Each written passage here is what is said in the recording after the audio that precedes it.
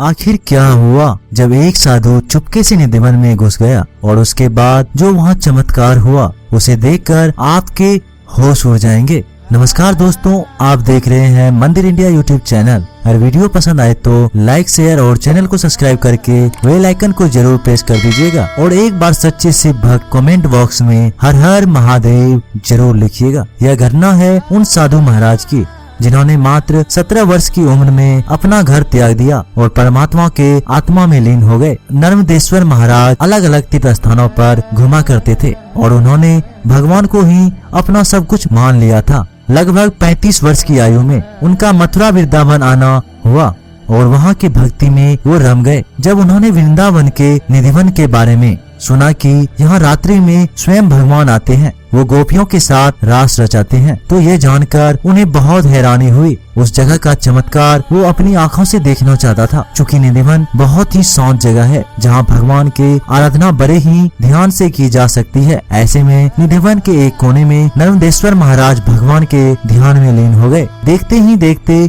शाम हो गए। वहाँ के गार्ड्स ने सभी लोग को अंदर से बाहर कर दिए और निधिवन के दरवाजे लगाया जा चुके थे। देखते ही देखते रात हो गई और उस रात्रि को भी वहाँ एक ऐसा चमत्कार हुआ जिसे नर्मदेश्वर महाराज ने अपने आंखों से देखा। प्रातः काल से ही वो भगवान श्री कृष्ण के ध्यान में लीन थे, लेकिन रात्रि के 3 बजे उनके कानों में कहीं से बहुत ही ज्यादा घुंघरू के आवाजें आने लगी। कुछ देर और प्रतीक्षा करे तो उनके कानों में बहुत ही मधुर बांसुरी की आवाज सुनाई देने लगी। इन सभी आवाजों की वजह से उनकी ध्यान अवस्था टूट गई और जब उनकी आंखें खुली तो सामने का नजारा बहुत ही चौंकाने वाला था, क्योंकि वहाँ भगवान श्री कृष्ण स्वयं गोपियों के साथ रासलीला रचा रहे थे। कहते हैं भगवान को सामान्य आँखों से नहीं देखा जा सकता है, इसके लिए दिव्य वक्षु की आवश्यकता पड़ती है। क्योंकि नर्मदेश्वर महाराज 17 वर्ष की उम्र से ही भगवान की आराधना में लीन रहते थे, शायद इसी वजह से उन्हें ये दिव्य दृष्टि प्राप्त हुई हो।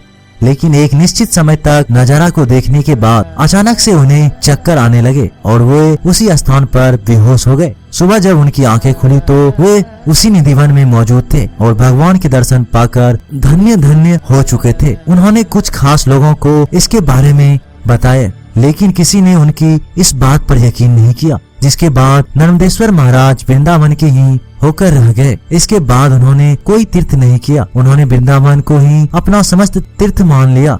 वास्तव में दोस्तों, वृंदावन में उपस्थित निधिवन अंदर ही अंदर कई राज समेटे हुए हैं। निधिवन के आसपास में रहने वाले लोग खुद घुंघरू की आवाजें और बांसुरी की आवाज सुन चुके हैं। दोस्तों, इस घटना के बारे में आप सभी का क्या विचार है? अपनी सभी विचार हमें कमेंट बॉक्स में जरूर बताइएगा। वीडियो अच्छा लगे तो लाइक शेयर और चैनल को सब्सक्राइब करके बेल आइकन को जरूर प्रेस कर दीजिएगा। तब तक के लिए नमस्कार, टेक केयर।